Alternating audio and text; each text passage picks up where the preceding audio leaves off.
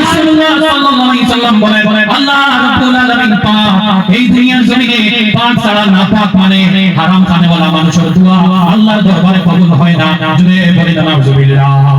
আমার ভাইরা শুনেন, রাসূলুল্লাহ সাল্লাল্লাহু আলাইহি ওয়াসাল্লামের জামানার সময় একটা ব্যক্তি শুনল যে রাসূলুল্লাহ সাল্লাল্লাহু আলাইহি ওয়াসাল্লাম হাদিসের মধ্যে বলেছেন, ওয়াজ করেছে যে মুসাফিরের দোয়া আল্লাহর দরবারে কবুল হয়।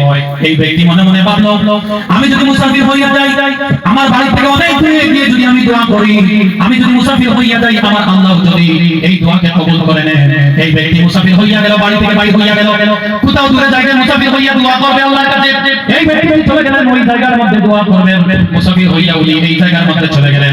যাওয়ার পরে উনি দোয়া করলেন, কিন্তু ওনার দোয়া তো কবুল হইল না। রাসূলুল্লাহ সাল্লাল্লাহু আলাইহি ওয়াসাল্লামের কাছে তশরিফ আনার পরে বললেন, ইয়া রাসূলুল্লাহ, ইয়া হাবিবাল্লাহ, আপনি তো ওয়াজ করেছেন, আমাদেরকে বলেছেন মুসাফির মানুষের দোয়া কবুল হবে, কিন্তু আমি তো আমার বাড়ি থেকে অনেক দূরে গিয়েছিলাম, আমি তো মুসাফির হইয়া গিয়েছিলাম, তারপরেও আমার দোয়াটি কবুল হইল না কেন?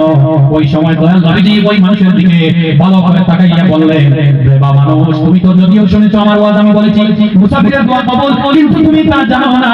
যদি তুমি মুসাফিররা মক্কার মধ্যে যদি চলে যাও, বাইতুল্লাহ যদি দোয়া করো, আর পেটের মধ্যে যদি হারাম খাবার যদি যারা পরিমাণ থাকে, তাহলে তোমার দোয়া জমিন থেকে এক হাত উপরে উঠবে না। জুড়ে বলি না নাউজুবিল্লাহ। আমার বাইরে সমাজের মধ্যে দেখবেন বাবারা মায়েরা আল্লাহ নবীর বাড়ি দৌড়াইতে সেই আওলাদ আর ফরমাবরদার হয় না, সেই আওলাদ কথাবার্তা শুনে না। তার কারণ কি? তার বেশিরভাগ কারণ হলো ওই ব্যক্তি তার আওলাদকে হালাল খাবার না দিয়ে কোথাও না কোথাও হারাম খাবার দিয়েছিল। এর জন্য তার ব্যক্তি তার বাচ্চার স্বভাব চরিত্র দুর্বল নষ্ট হয়ে গিয়েছে।